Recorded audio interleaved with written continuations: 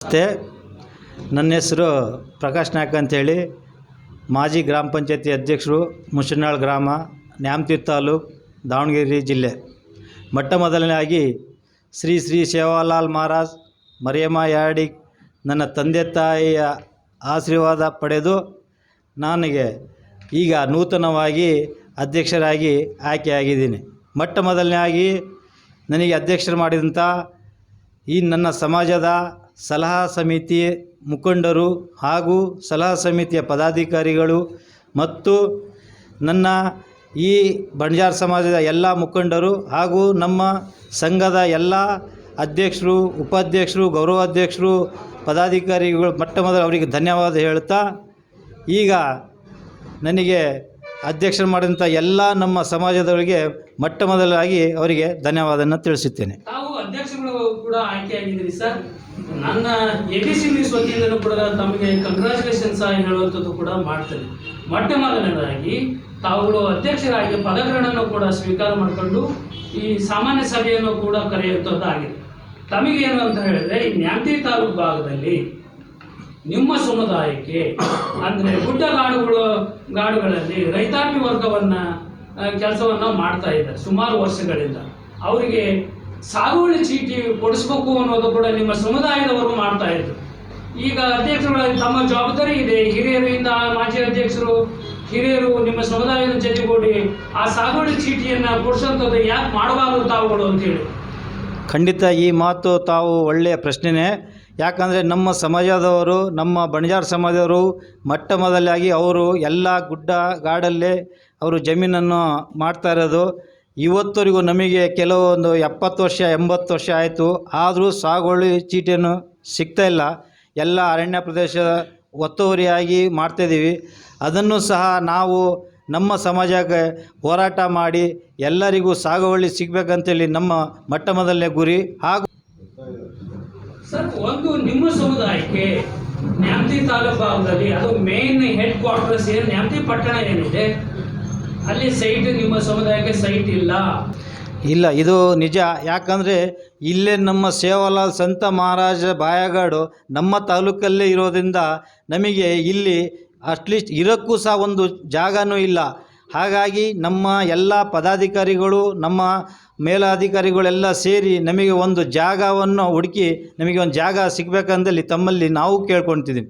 Sir, ಮತ್ತೊಂದು ಬಹಳ important, ಅದು ನ್ಯಾಮತಿ ತಾಲೂಕಿಗೆ ಮಾತ್ರ ಅಲ್ಲ, ಹೊನ್ನಾಳಿ ತಾಲೂಕಿಗೆ ಮಾತ್ರ ಅಲ್ಲ, ಅದು ಎಸ್ಪೆಷಲಿ ಸಂತ ಸೇವಾಲಾಲ್ ದೇವಸ್ಥಾನ ಇರೋದು ಸೂರುಗೊಂಡನ ಕೌರ್ಪಾಲ್ ಗ್ರಾಮದಿಂದ ನ್ಯಾಮತಿ ಮತ್ತು ಹೊನ್ನಾಳಿ ಮಾರ್ಗವಾಗಿ ಹರಿಹರಕ್ಕೆ ರೈಲ್ವೆ ಸ್ಟೇಷನ್ ಜೊತೆಗೆ ರೈಲು ಬಿಡುವಂಥದ್ದು ಆಗಬೇಕು ಅಂತ ಹೇಳಿ ಮೊನ್ನೆ ನಿಮ್ಮ ಸಮುದಾಯದ ಇದು ಏನು ನಡೀತಾ ಇತ್ತು 3 ದಿನಗಳ ಕಾಲ ಸಂತ ಸೇವಾಲಾಲ್ ಜನ್ಮಸ್ಥಳದಲ್ಲಿ ಕಾರ್ಯಕ್ರಮ ನಡೆಯಿತು.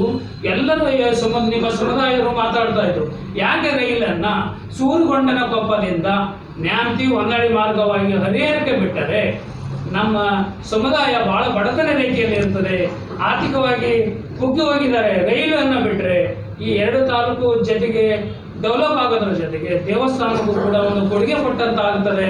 ಈ ಇಲ್ಲಿನ ನಿಮ್ಮ ಸಂಸದರು ಮತ್ತು ಯಡಿಯೂರಪ್ಪರ ಜೊತೆಗೂಡಿ, ಅವ್ರ ಮಕ್ಕಳ ಜೊತೆಗೂಡಿ ಒಂದು ಎಸ್ಟಿಮೇಟನ್ನು ಮಾಡಿಸಿ ರೈಲು ಬಿಡಿಸುವಂಥ ಕೆಲಸ ಯಾಕೆ ಮಾಡಬಾರ್ದು ತಾವುಗಳು ಅಂತ ಹೇಳಿ. ಖಂಡಿತ ಈ ಮಾತು ತಾವು ಹೇಳಿದ್ರಲ್ಲ, ನಮ್ಮ ಜಯಂತಿ ದಿನ, ನಮ್ಮ ಸೇವಾಲಾಲ್ ದಿನ ಕಡಿಮೆ ಅಂದರೂ 10 ಲಕ್ಷ ಜನ ಅಲ್ಲಿ ಸೇರ್ತಾರೆ. ಆದರೂ ನಮ್ಮ ಜನಾಂಗವನ್ನೇ ಬಿಟ್ಟು ಮತ್ತೆ ಬೇರೆ ಜನಾಂಗದವರು ಸಹ ನಮ್ಮ ದೇವಸ್ಥಾನ, ಆ ಪ್ಲೇಸು, ಆ ಸ್ಥಳವನ್ನು ನೋಡೋಕ್ಕೆ ಪ್ರವಾಸಿಗರು ದಿನಾ ಬರ್ತಾಯಿದ್ದಾರೆ. ಆದರೆ ಅವರಿಗೆ ಸರಿಯಾದ ವ್ಯವಸ್ಥೆ, ಬಸ್ಸಿನ ವ್ಯವಸ್ಥೆ ಆಗಲಿ, ರೈಲಿನ ವ್ಯವಸ್ಥೆಗಳು ಇಲ್ಲ. ಹಾಗಾಗಿ ತಾವೇನು ಈ ಪ್ರಶ್ನೆ ಕೇಳಿದಿರಲ್ಲ, ಖಂಡಿತ ಒಳ್ಳೆಯದು. ನಮ್ಮ ಬರೋ ದಿನಗಳಲ್ಲಿ ನಮಗೂ ಸಹ ನ್ಯಾಮತಿಯಿಂದ ಹರಿಹರ ಹೊನ್ನಾಳಿವರೆಗೂ ಒಂದು ಮಾರ್ಗ, ರೈಲ್ವೆ ಮಾರ್ಗ ಆಗಬೇಕಂತಲ್ಲಿ ನಮ್ಮದು ಒಂದು ಬೇಡಿಕೆ ಇದೆ. ಅದನ್ನು ನಾವು ಹೋರಾಟ ಮಾಡಿ ಅದನ್ನು ನಾವು MLA MP ಅವರಿಗೆ ಒಂದು ಮನವಿಯನ್ನು ಸಲ್ಲಿಸುತ್ತೇವೆ. ಜಾರಿಗೆ ಮಾಡಲಿಕ್ಕೆ ಏನಾದರೂ ನಿಮ್ಮ ರಾಜ್ಯ ಸಂಘಟನೆಯ ವರ್ಗ ಒತ್ತಾಯ ಮಾಡಿ ಹೋರಾಟ ಮಾಡಬೇಕು ಅನ್ನೋದಾದ್ರೆ ಯಾವ ಥರ ಬೆಳವಣಿಗೆಗಳು ಸೃಷ್ಟಿಯಾಗುವಂಥದ್ದಾಗ್ತದೆ ಅಂತೇಳಿ. ಇಲ್ಲ, ನಮ್ಮ ಸಮಾಜದಲ್ಲಿ ಏನೇ ಒಂದು ಹೋರಾಟ ಆಗಲಿ, ನಮಗೆ ಏನೇ ಒಂದು ಅನ್ಯಾಯ ಆಗಲಿ, ನಮ್ಮ ಜಾತಿ ಆಗಲಿ, ಏನೇ ಆಗಲಿ, ಯಾವುದೇ ಹೊತ್ತು ಆಗಲಿ, ಹೆಣ್ಮಕ್ಳಿಗಾಗಲಿ ಯಾವುದೇ ಒಂದು ಮಾಡಬೇಕಂದ್ರೂ ನಮ್ಮ ಸಂಘದ ಪದಾಧಿಕಾರಿ ಆಗಲಿ ಎಲ್ಲರೂ ನಮ್ಮ ಮುಖಂಡರು ಸೇರಿ ಅದನ್ನು ಹೋರಾಟ ಮಾಡಿ ನ್ಯಾಯವನ್ನು ಕೊಡಿಸ್ತಿದ್ದೇವೆ. ಸರ್, ಕೊನೆಯದಾಗಿ ತಾವುಗಳು ಏನನ್ನು ಹೇಳಕ್ಕೆ ಬಯಸ್ತೀರಿ ಸರ್?